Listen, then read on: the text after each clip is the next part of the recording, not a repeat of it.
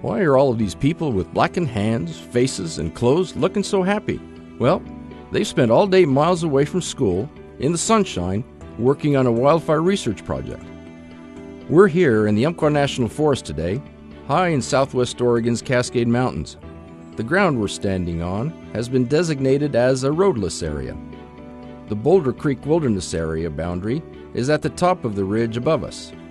In the summer of 2008, a lightning strike ignited a wildfire in the heart of the wilderness area, an area that had burned catastrophically just a dozen years earlier. The remaining snags, heavy accumulation of downed trees and brush that had built up in those 12 years, fueled a hot reburn of the area and jeopardized the safety of the hundreds of firefighters assigned to the task. 30 square miles of forest were blackened before the fire was controlled several weeks later.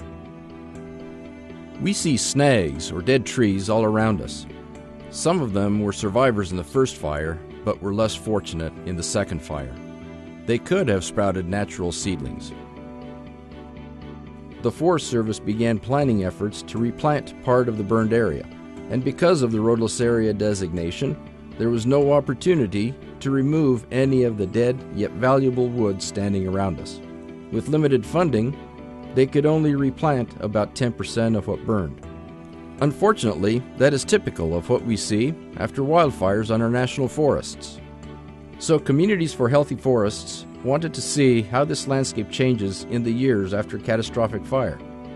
With the grant funded by the Secure Rural Schools and Community legislation, we partnered with Douglas County, the Umpqua National Forest, Wildlife Safari, and Roseburg High School to conduct a long-term monitoring study. The test is to see how the land and vegetation changes after a wildfire, comparing areas that have been planted with native seedlings of pine, cedar, and fir with areas that were not replanted. After establishing the permanent plots, the students have taken over planting the seedlings and all of the data collection and digital recording of the plots.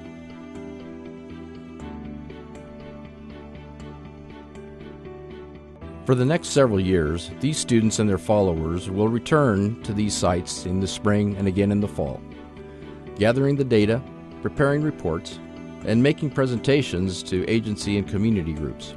And in the process, they'll get hands-on experience, making presentations in front of groups, and we will all learn how these areas change over time.